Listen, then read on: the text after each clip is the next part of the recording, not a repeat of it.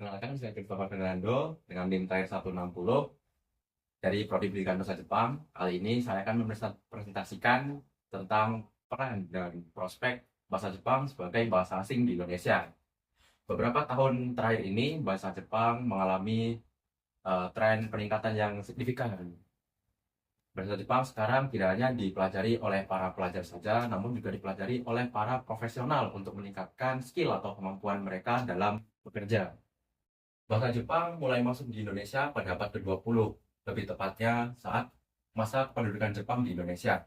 Pada saat itu, sekolah-sekolah di Indonesia diwajibkan untuk melaksanakan pembelajaran bahasa Jepang pada murid-muridnya. Sekarang di era modern, seiring bertumbuhnya waktu dan berjalannya waktu, bahasa Jepang mulai mendapatkan popularitasnya kembali seiring dengan pertukaran budaya dan pertumbuhan ekonomi antara Indonesia dan Jepang. Saat ini bahasa Jepang sudah diajarkan tidak hanya di universitas atau di SMA saja, melainkan juga di sekolah-sekolah dasar di Indonesia. Prioritas bahasa Jepang di Indonesia tentunya dipicu oleh berbagai faktor. Contohnya seperti yang pertama, yaitu budaya pop. Budaya pop Jepang meliputi seperti animasi anime, komik atau manga, atau juga lagu-lagu Jepang atau J-pop yang tidak hanya terkenal di Indonesia, namun juga terkenal di seluruh dunia. Yang kedua yaitu kesempatan bekerja di Jepang.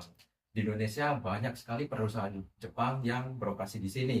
Sehingga jika kita bisa berbicara bahasa Jepang, makanya tentunya peluang kita untuk bekerja di perusahaan Jepang yang ada di Indonesia semakin meningkat. Yang ketiga yaitu pertukaran budaya. Program pertukaran pelajar bagi pelajar-pelajar berbahasa Indonesia untuk ke Jepang sangatlah luas. Sehingga hal ini tentunya menarik minat para pelajar untuk mempelajari bahasa Jepang. Bahasa Jepang memiliki banyak peran yang sangat penting bagi para pembelajarnya, seperti meningkatkan kemampuan berkomunikasi.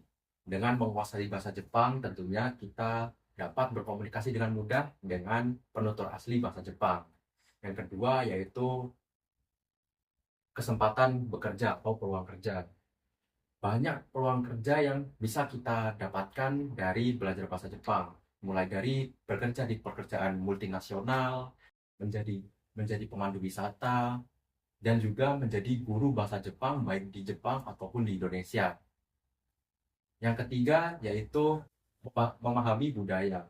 Belajar bahasa Jepang tidak hanya memahami kosakata maupun huruf-huruf Jepang saja, namun juga memahami budaya-budaya Jepang yang nantinya dapat berguna ketika kita hidup atau bekerja di sana. Ada banyak metode pengajaran yang dapat dilakukan untuk mempelajari bahasa Jepang, seperti pendekatan melalui komunikasi, di mana pembelajar diajak untuk berkomunikasi, berdiskusi menggunakan bahasa Jepang. Kemudian ada penggunaan aplikasi atau teknologi, di mana pembelajar dapat belajar melalui video, aplikasi, maupun game-game yang berbasis pendidikan bahasa Jepang.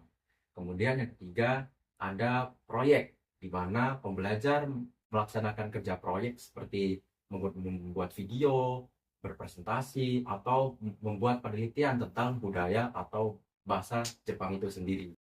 Dalam melaksanakan pembelajaran bahasa Jepang, tentunya ada berbagai hambatan yang dihadapi, seperti kurangnya sumber daya, di mana bahan ajar, materi, bahkan guru bahasa Jepang belum memadai. Yang kedua yaitu persepsi masyarakat. Sekarang ini masih banyak orang yang menganggap bahwa bahasa Inggris dianggap lebih penting daripada bahasa Jepang karena bahasa Inggris merupakan bahasa internasional. Hal ini membuat banyak orang yang uh, mengurungkan niat untuk belajar bahasa Jepang dan belajar bahasa Inggris. Yang ketiga yaitu kualitas pengajaran. Masih ada guru bahasa Jepang yang belum mendapatkan sertifikasi ataupun pengalaman yang sesuai atau mumpuni, sehingga membuat pembelajaran bahasa Jepang itu sendiri menjadi kurang efektif. Sekarang kita akan membahas prospek bahasa Jepang di Indonesia. Yang pertama yaitu permintaan pasar. Dengan banyaknya perusahaan Jepang yang beroperasi di Indonesia saat ini, tentunya permintaan tenaga kerja berbahasa Jepang semakin meningkat. Hal ini membuat lapangan pekerjaan bagi lulusan atau pembelajar bahasa Jepang semakin luas. Yang kedua yaitu kerjasama internasional.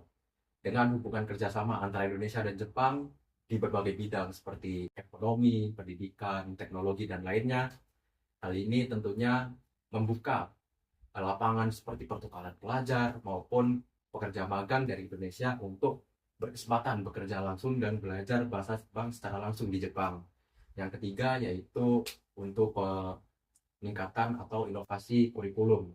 Dengan banyaknya permintaan pekerja berbahasa Jepang saat ini, tentunya dapat dimanfaatkan untuk meningkatkan inovasi maupun efektivitas kurikulum pembelajaran bahasa Jepang di Indonesia untuk saat ini. Kesimpulannya yaitu bahasa Jepang di Indonesia memiliki banyak sekali manfaat, mulai dari untuk berkomunikasi, lalu untuk menambah peluang karir, dan juga untuk pemahaman budaya. Dengan dukungan dari berbagai pihak, tentunya bahasa Jepang ini bisa menjadi bahasa yang lebih populer lagi di Indonesia dan dapat mempererat hubungan antara Indonesia dan Jepang di kemudian harinya.